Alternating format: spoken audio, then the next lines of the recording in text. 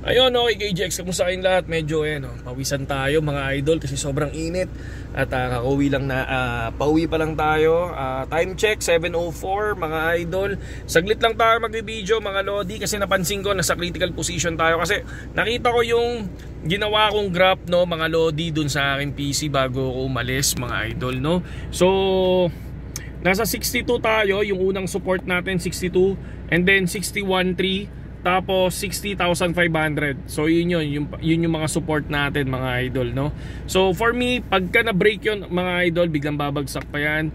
And then pag na break ulit yung 61.3, medyo babagsak pa yan. Hanggat hindi nakukuha yung 60,500, no, hindi ako mag-open. So doon ako mag-short position sa 60,500 once na break mga lodi. Pero pag hindi na break yun, maglo-long position ako ng konti para at least aangat ng konti yan, then TP lang agad, di ba? So ang dami nagsasabi sa 56, no, 56k. So far ako hindi ko pinaniniwalaan agad yung mga ganun unless kung nandoon siya sa ginuguhitan ko, no. So ako hanggang nandoon pa lang ako sa 58k. So pagkatapos ng 50, may 59 and 58k. So diyan ako magte-take ng long position. Pero kung maglo-long position ako, no, mga lodi, kung maglo-long position ako diyan, kunyari 200 USDT, dapat may buffer ako na 200 USDT din, no, kasi kung magta times 25 leverage ako, kasi possible pwedeng makuha yon, pwedeng masilat pa yon mga lodi, no. Pero kung may buffer ka o naka-cross ka, kahit pa paano safe ka pa, no. Ito yung sinasabi ko mga idol, sa mga gusto lang mag-trade mga lodi, okay? So for me, yung good time to long ko. Para sa akin Jor, no, do your own research.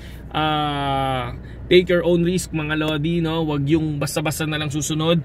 Aralin nyo din kung gusto nyo yung mangyayari na ganun. If ever na mangyayari yun, maglo-long position ba kayo, di ba? So ganun talaga, may risk mga lodi, no.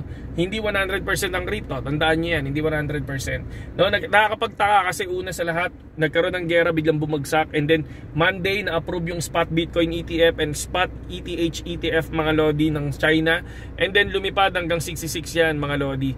And then after noon, nung kinagabihan kahapon, biglang nag-drop ang BTC mga idol.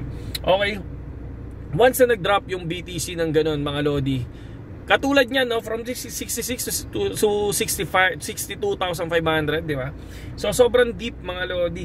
And then bumawi kanina, nag-64, and then bumagsak na naman ng 63, ngayon 62 na naman, no? Possible pag nauwa yung support natin mga idol, pwede pang bumaba yun mga lodi. Okay, hanggat di nakukuha yung support, hindi ako mag-i-entry, no? Mag-i-entry ako ng long position tulad ng sinabi ko pag na-reject ang 60k.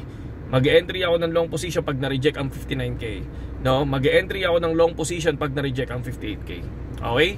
Saludo sa lahat KGX, at sana ingat kayo sa trading, okay? Cut loss, napaka-importante niyan. Wag na hindi kayo magka-cut loss. Please lang, wag kayong manghinayang sa cut loss mga idol. Ang isipin nyo mga lodi, no, makakabawi kayo sa susunod. Okay? So ganun ang trading. Saludo sa lahat.